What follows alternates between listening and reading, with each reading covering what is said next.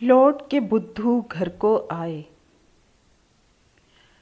राजस्थान के महाराजपुर में एक ताजिर था, रामना। वो ऊँटों पर सामान लाद कर दूसरे शहरों में ले जाता, वहाँ फ़रोख्त करता। अच्छा खासा मुनाफा हासिल होता। रामना कई बरसों से तिजारत कर रहा था। सफ़र अक्सर ही रात को किया जाता। ऊँट सुधे हुए थे। तमाम रात चलकर वो दूसरे शहर पहुंच जाता। रामना शहर के बाहर खुले मैदान में डेरा डालता। सवेरे की ज़रूरियात से फारिग होकर नहा धोकर वो नाश्ता करते और फिर सामाने तिजारत लेकर हाट पहुंच जाता। ऊँट आराम करता। तमाम दिन हाट बाज़ार में मसरूफ़ रहकर वो डेरे लौटते, खाना पकाते खाते और वापसी के सफ़र के लिए तैयार हो जाते। एक मर्तबा रामना मिथिला जाने के लिए निकला। काफ़िले में 10 ऊँट थे। ऊँट इधर उधर ना निकल जाएं, इसलिए इन्हें एक दूसरे से इस तरह बांधा गया कि कतार के पहले ऊँट की दुम से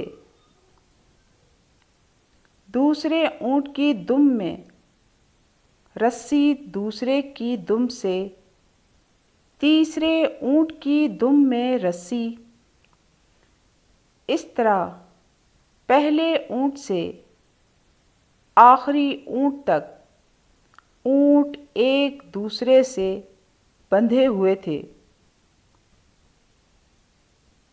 सब ऊँटों के साथ इनके सारबान थे। काफिला चल पड़ा। ऊँटों पर सारबान बैठ गए, ऊँघने लगे। रामना भी ऊँघने लगा। आहिस्ता आहिस्ता सब सो गए। ऊँट चलते रहे। महाराजपुर से 2 मील आगे जाने के बाद पहले ऊँट को सड़क की दोनों तरफ बेर से लदे पेड़ नजर आए। बेर की खुशबू ने उसे बेताब कर दिया। वो बेर और पत्तियां खाने लगा। पेड़ों के तने गोल थे। पहला ऊँट बेर खाते खाते घूमता गया। दूसरे ऊँट इसके पीछे थे। पेड़ की गोलाई में बेर खाते खाते पहले ऊँट का रुख महाराजपुर की तरफ हो गया। दूसरे ऊँट चूंकि बंधे हुए थे, इसलिए बेर खाते खाते वो भी गोलाई में घूमे और महाराजपुर की तरफ चलने लगे।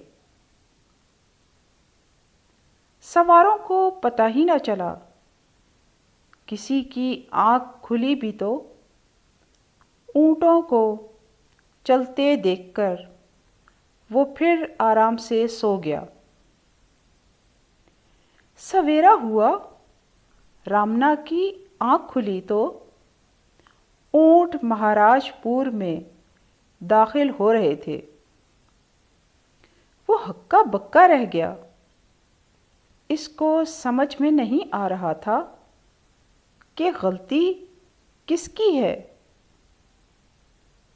उसने ऊँटों को एक दूसरे से बांधकर गलती की, या ऊँटों ने बेर खाने में रास्ते का ध्यान न रखकर गलती की? अब आप बताइए, गलती किसकी थी? है ना दिलचस्प मामला। इसे कहते हैं लौट के बुद्धू घर को आए।